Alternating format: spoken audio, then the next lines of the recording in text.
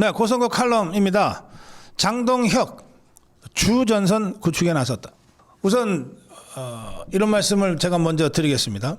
이게 정치 투쟁을 하다 보면 단일한 하나의 전선만 있는 경우는 거의 없습니다. 여러 개의 복잡한 전선들이 구축이 되게 돼요.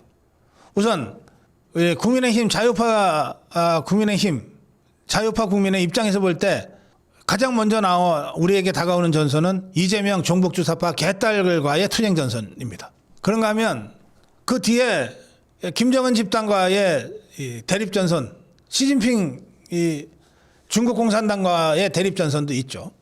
그런가 하면 이재명 개딸과 한 통속이긴 하지만 끊임없이 악법을 밀어붙이고 있는 민노총 좌파 단체들과의 투쟁 전선도 있습니다. 그런가 하면 한동훈 세력과의 이 투쟁 전선도 있어요. 그러니까 다양한 전선들이 동시에 존재하는 것이 현실 세계죠. 그래서 이러한 다양한 전선들을 종합적으로 운영을 해나갈 때는 주요한 전선이 어떤 것인지를 먼저 구축하는 것이 중요합니다.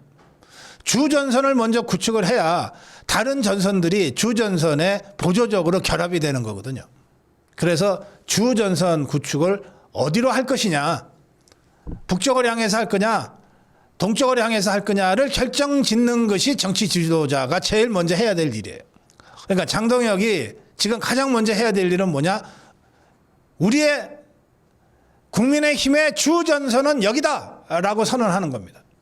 장동혁이 그 주전선이라고 어디를 설정하고 있냐?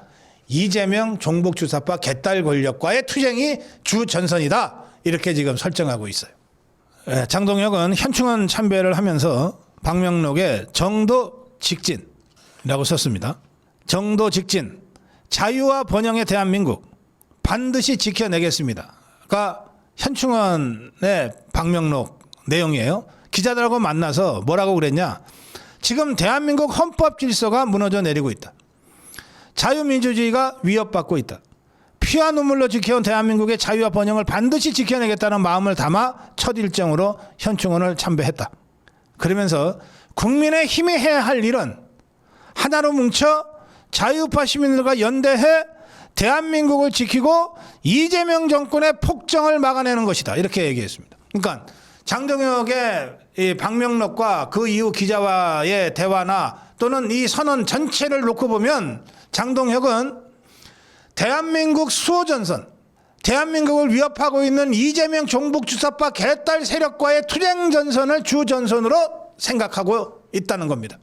그리고 그렇게 주전선을 찾다는 거예요. 그러면 이 주전선에 나머지 전선들이 이제 포섭돼야 되는 거죠. 그래서 나온 것이 변화와 통합의 메시지예요.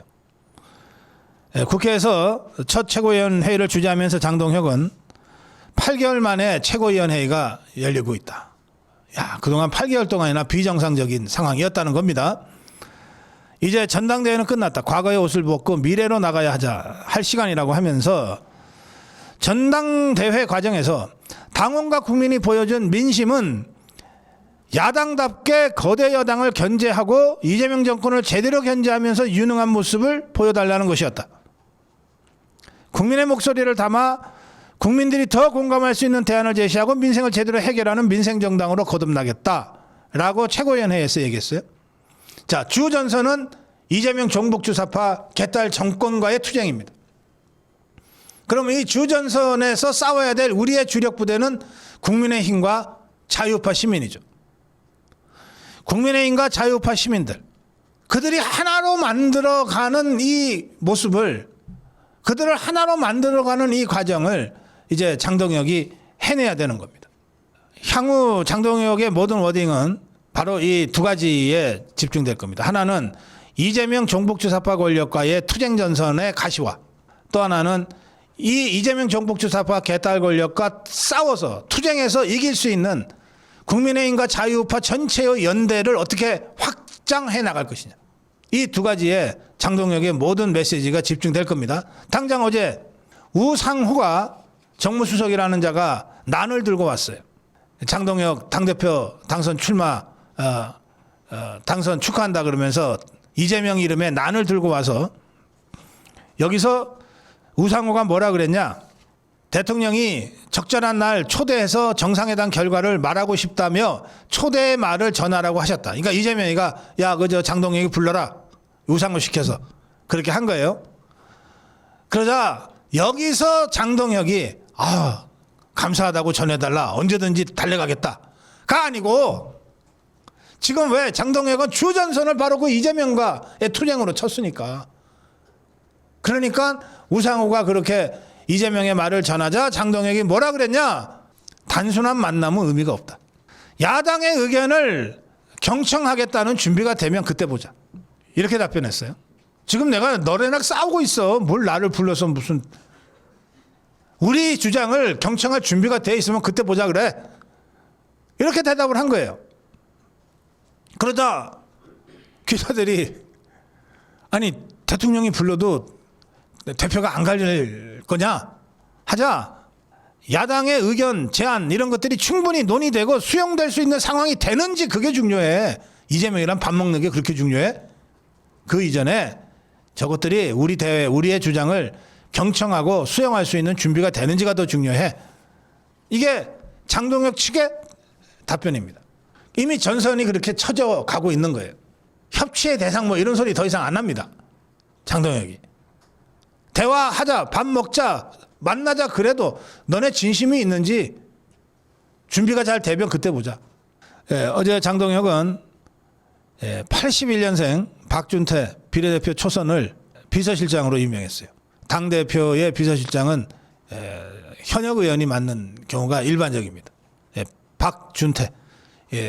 탄핵 저지 투쟁 과정에서 아주 열심히 함께 한 그런 젊은 청년 정치인이죠.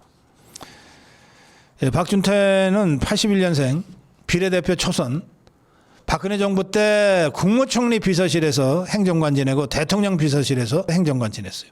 윤석열 정부 때는 대통령직 인수위원회, 윤석열 정부 때는. 그리고 추경호 원내대표 때는 추경호 대표 밑에서 원내대표 밑에서 원내대변인, 원내부대표. 지금은 법사위, 저 좌파들의 그 화력이 집중되어 있는 법사위의 국민의힘 위원 이렇게 활동하고 있는 아주 젊은 아주 당찬 그런 초선 의원입니다. 이게 장동혁의 첫 번째 인사였습니다. 첫 번째 메시지와 첫 번째 인사를 보면 장동혁이 이재명 정북주사파 권력과의 전면적인 투쟁 전선을 주전선으로 구축하고 있다.